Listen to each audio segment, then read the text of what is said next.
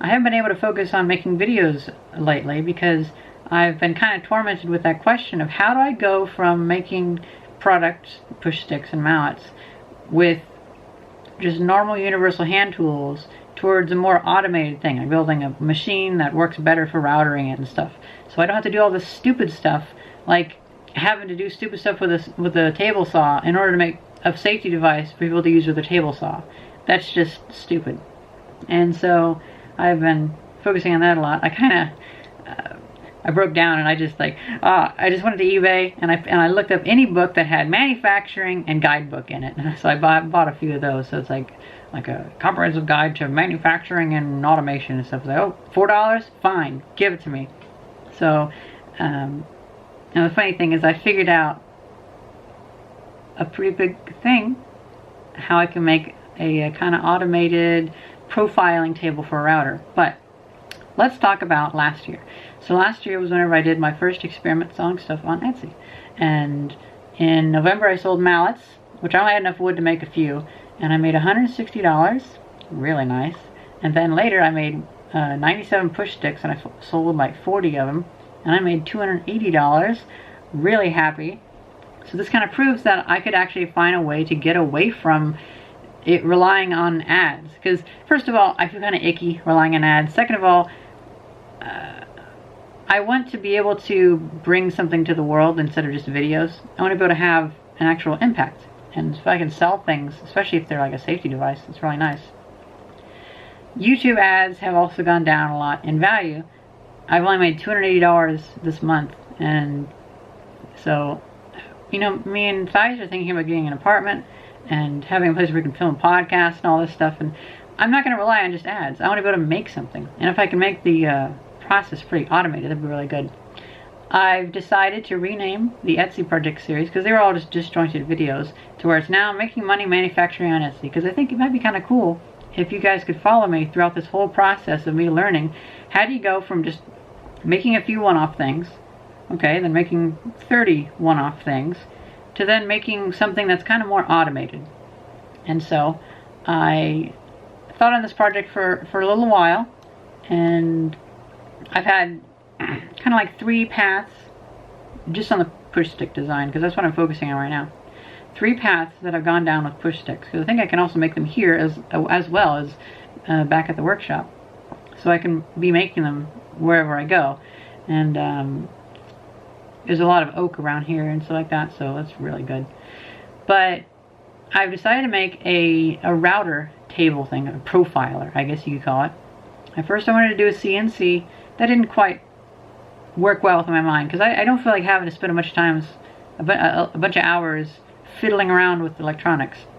And so I decided, okay, what's the next step for automation? This would also hopefully be a thing of this video series, is just talking about how do you go and scale up production, especially if you're going to avoid doing too much electrical automation and do mechanical automation, because I like gears and things. So the first idea I had was that I was going to have like a rail that the router would follow in, like a slot between 2 pieces of metal, and it would follow that, and I'd have a chain mechanism pull it. But that seemed like it was going to be a little bit too difficult, and then I decided that instead of having a rail, I would have it run on the outside of a profile, since my father just got a CNC laser plasma cutter, and so he could cut out a template, and then the machine could run on that. But I decided that it would actually be better to make it to where it's like a positive profiler, to where, here, look at this image, it's a duplicator pretty much, to where instead of running on the inside of a rail, it's running on the outside of something. And so this thing runs around, let me move it, so it moves around, and it follows the thing on the bottom, and then cuts the thing on the top. So what I need is a router bit that can actually cut in as well as rounding, and I found it. I found all this stuff. I'll have to switch them around, because they do make the thing I want. It's called a bulldog bullnose. Actually, I can just look it up right now. A bullnose bit, and that is exactly what I want. So I'll probably take this, and I'm going to clean up the edges on it a fair bit. I want them to be 3/4 of an inch or 1 inch length in like the wood measurements, wide. So that should be wide enough. And then I can just kind of flip this design around when I make it. And I can have the this part up on top, and then this part down below, and then I can go into here. Let me just, I can just take the bearing, and I can move it. Oh, wait, no. I can take this and move it down, and then take the bearing. And this is just me trying to rationalize it in my head. So that's what this 3D model is. And so we're going to have the router to where then it'll be following the thing on the top and then carving the piece on the bottom. And the thing on the top, since now since it's a small bearing, I could just have like a metal cutout. I don't have to have it following a wooden push stick that I make. I could have it following like a metal cutout. And I've decided that for this first version, I can't really do a whole automated thing. So what I'm going to do is I'm just going to have it sitting on 2 blocks of wood, like on a workshop table type thing. I'm going to make a special workbench for it. And then it'll have this piece of plywood that'll just sit on that. And it'll have enough clearance to where any sawdust that gets on it, it can just be kind of pushed off the edges. And so then what I can do is I can by hand have my hands really far away from the router, because I ran into this issue when I was doing when I was routering the push sticks in Illinois. I touched the router bit like 3 times with my hands because it was so cold. It was like 15 degrees Fahrenheit out there, and I was losing function in my hands, but I had to get these things done. I made a deadline for myself, and I don't want to be using a router where my fingers are like brushing the bit. I didn't get hurt or anything, but I just like, oop, I touched that. That's not nice, because what if the 4th time I lose the tip of my finger? Not liking that idea. So in this one I could actually, here, let me see. I can add,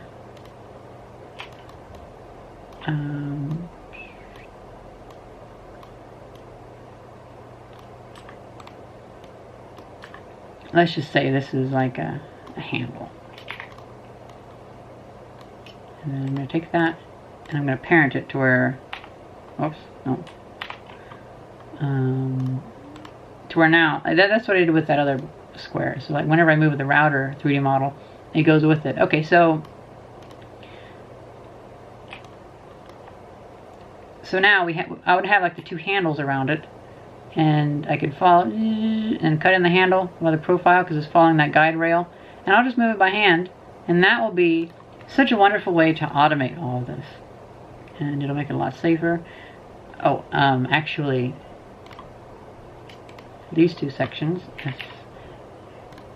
I can actually make the vise narrower, and I'll probably make it to where it's foot operated, like one of those sawhorses I've seen where you can like clamp stuff and it's like a foot vise almost. Really cool. Kind of want one of those, or like one of those old woodworking things, like you can put a spoke in there and shave it. You just kind of use your legs to hold it, something like that, to where on the bottom of this table will be like a foot lever that'll come out and just be like a little workbench. See, that's the thing.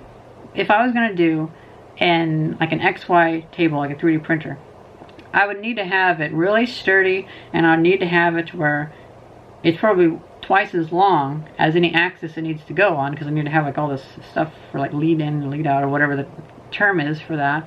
Because if you want to have 16 inches of travel on a rail and it needs to be really sturdy, you almost need like 36 inches or 32 inches of travel, just because you're going to have like a foot long thing just to keep it centered on the rail.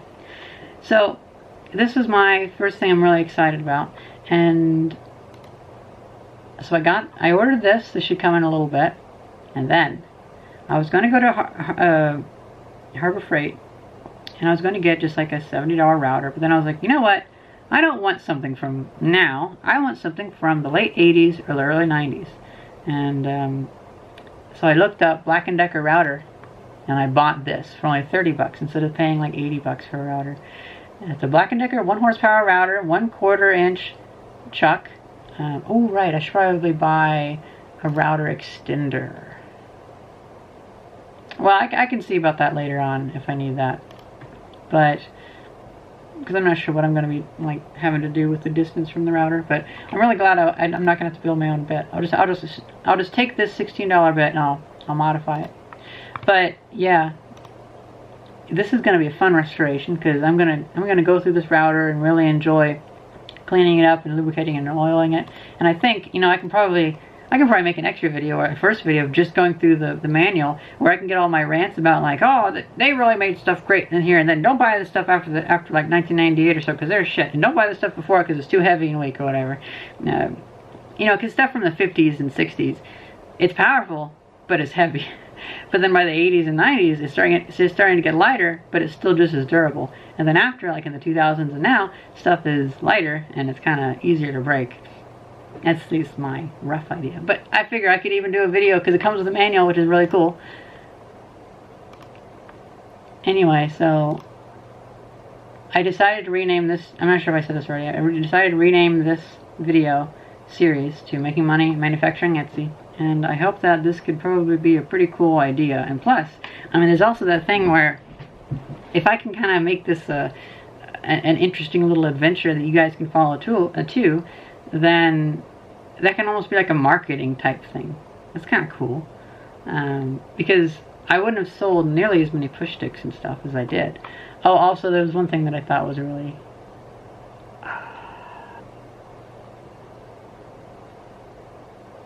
It really warms my heart to see how many people have enjoyed this.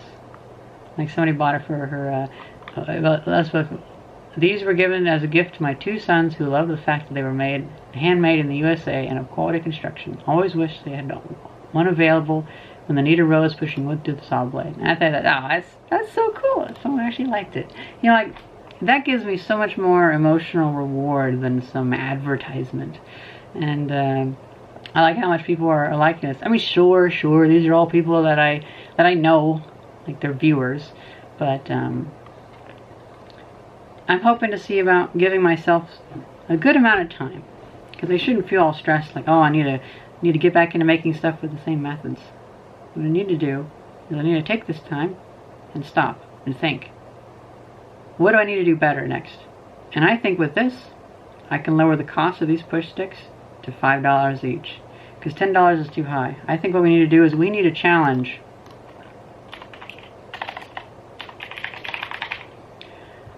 We need to break past the price of the imported shit on Amazon, and we need to start selling them for $5 a piece, maybe $6. Maybe I could eventually really mass produce these and put them on Amazon Prime.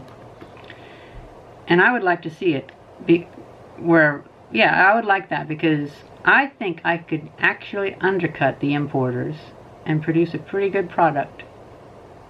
I mean, it really is just a sharpened stick.